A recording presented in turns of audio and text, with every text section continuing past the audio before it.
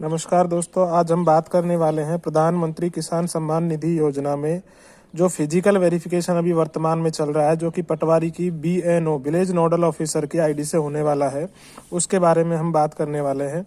तो इसको करने के लिए सर्वप्रथम आपको क्या करना पड़ेगा, प्ले स्टोर से आपके मोबाइल से, जो भी एंड्रॉयड मोबाइल फ़ोन है आपका, उस पर प्ले स्टोर से आपको 2 ऐप डाउनलोड करनी है, जिसमें से पहली होगी आपकी PM किसान GOI। PM किसान GOI, जैसा कि मैं आपको लाइव दिखा रहा हूं। इसमें PM किसान GOI ऐप जैसे ही प्ले स्टोर पे आप चेक करोगे तो यहाँ आपको एक किसान के नाम से एक लोगो के से आपको एक ऐप दिख जाएगी। उस ऐप को, जैसे कि इस मोबाइल में पहले से इंस्टॉल्ड है, इसलिए हम इसको यहाँ से ओपन कर सकते हैं डायरेक्ट। यदि आपके मोबाइल में इंस्टॉल नहीं है तो इस ऐप को आपको डाउनलोड करना है। दूसरा, आपको प्ले स्टोर से ही Aadhaar face RD ADHAR FACE RD Aadhaar face RD नाम से एक ऐप आएगी, जो कि बैकएंड पे काम करेगी। ये ऐप आपको मोबाइल में कहीं दिखेगी नहीं, लेकिन सपोर्टिंग के लिए, जैसे हम कैमरा चालू करते हैं तो उसमें सपोर्टिंग के लिए काम करेगी ये आधार फेस RD। जैसे कि इसमें पहले से इंस्टॉल्ड है, आपके में यदि इंस्टॉल नहीं है तो इसको इंस्टॉल कर लीजिए। उसके बाद जैसे ये दोनों ऐप आपके मोबाइल में इंस्टॉल हो जाती है तो आपको करना क्या है कि PM किसान ऐप जो आपके मोबाइल में दिखेगी उस पर क्लिक करना है। क्लिक करने के साथ में ही आपको लॉगिन करना है। लॉगिन आपको, यदि आप पटवारी हैं तो आपको विलेज ऑफिसर्स के नाम से लॉगिन करना है। जैसे ही आपने विलेज ऑफिसर सेलेक्ट किया तो पटवारी का आपसे आधार नंबर मांगेगा। जैसे उदाहरण के तौर पर मैं आधार नंबर डाल रहा हूं।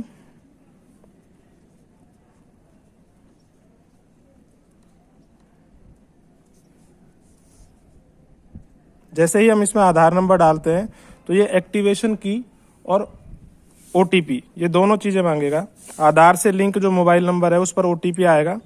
उस OTP को जैसे ही हम इसमें डालेंगे तो ये लॉगिन हो जाएगा।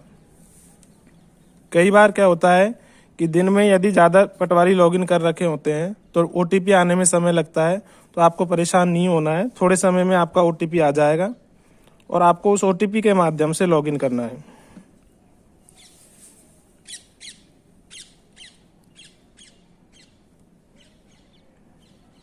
जैसे ही OTP के माध्यम से लॉगिन होगा तो PM किसान पे सबसे ऊपर आपको BNO डैशबोर्ड दिखेगा। BNO डैशबोर्ड पे क्लिक करना है। BNO डैशबोर्ड पे क्लिक करने के साथ में ही आपके क्षेत्र में, जो कि तहसील लेवल से आपके जो गांव मैप किए गए हैं PM किसान पोर्टल से, उन गांवों की लैंड सीडिंग, eKYC और फिजिकल वेरिफिकेशन पेंडिंग और कंप्लीटेड की लिस्ट आपको इस मोबाइल ऐप में दिख जाएगी। आपको करना क्या है, पेंडिंग फिजिकल वेरिफिकेशन जो लिंक है उस पर क्लिक करना है। जैसे ही हम इस पर क्लिक करेंगे तो जो गांव आपके पटवार मंडल में मैप किए गए हैं उन गांवों की लिस्ट, इसके साथ में आपको 2 सत्र, यानी कि अभी वर्तमान में 2022-23 और 23-24, इन दोनों सत्रों के फिजिकल वेरिफिकेशन चल रहे हैं, जो कि रैंडमली टोटल रजिस्टर्ड विलेज के 5% कैंडिडेटों का हो रहा है। यह आपको इसमें से सेलेक्ट करना है। आप एक गांव को सेलेक्ट करेंगे, जिस भी गांव के आप रहने वाले हैं, जिस किसान की आप सेलेक्ट कर रहे हैं। जैसे हमने एक गांव सेलेक्ट किया, उसमें जैसे ही गांव में जो पेंडिंग फिजिकल वेरिफिकेशन के हैं उनको हमें सेलेक्ट करना है। जैसे कि 2023-24 सत्र में कोई भगवान सिंह नाम से कैंडिडेट है, इसका हमें फिजिकल वेरिफिकेशन करना है, तो इसको हम नाम को सेलेक्ट करेंगे। नाम को सेलेक्ट करने के साथ में ही हमें 3 ऑप्शन दिखते हैं, beneficiary is dead, beneficiary is alive but ineligible, beneficiary is live and eligible. तो पहला जो ऑप्शन है, इसका मतलब है कई बार क्या होता है कि कुछ किसान की डेथ हो जाती है लेकिन वो पोर्टल पर से अपडेट नहीं करवाते हैं। यदि आपको पता चलता है उस किसान की डेथ हो गई है तो सबसे पहले आपको क्या करना है, इस पर क्लिक करना है और जो भी किसान है उसका आधार नंबर डालना है। आधार नंबर डालने के साथ में ही उस किसान का PM किसान पोर्टल पर डेथ स्टेटस अपडेट हो जाएगा और आपकी इस लिस्ट में से वो निकल जाएगा। दूसरा है हमारे पास में ऐसे किसान जो किसी न किसी अयोग्यता के कारण अयोग्य हो गए हैं, या तो पति पत्नी दोनों लाभ ले रहे हैं, या गवर्नमेंट कर्मचारी है या रिटायर्ड कर्मचारी है, तो ऐसी कंडीशन में दूसरा ऑप्शन सेलेक्ट करना है। और यदि किसान योग्य है तो तीसरा ऑप्शन सेलेक्ट करना है। इसमें से यदि किसान उसी लोकेशन पे हमें मिल जाता है जहां का वो रहने वाला है, जहां उसका खेत है, तो हमें नीचे वाला बेनिफिशियरीज अवेलेबल ऑन लोकेशन पर क्लिक करना है और सबमिट करना है। जैसे ही हम सबमिट करते हैं तो eKYC का ऑप्शन शुरू हो जाता है। स्टार्ट eKYC पे क्लिक करने के साथ में एमपिन मांगेगा, जो आपने पहले से सेट किए होंगे, या आप इसको रीसेट भी कर सकते हैं।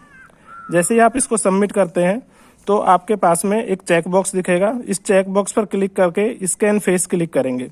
स्कैन फेस क्लिक करते ही आपके मोबाइल का कैमरा चालू हो जाएगा, और कैमरा चालू होने के साथ में ही आपको ये बैक कैमरा चालू करना है, और बैक कैमरा चालू करके लाभार्थी के चेहरे की फोटो लेनी है। चेहरे की फोटो उसकी आंखों को ब्लिंक करते हुए लेनी है। आंखों को ब्लिंक करने के साथ में सक्सेसफुल कैप्चर का मैसेज दे देगा।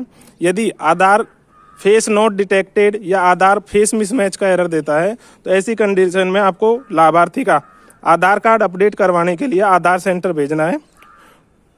ये देखो टाइम आउट होते ही ये वापस आ गया। इस तरह से हमें फिजिकल वेरिफिकेशन करना है।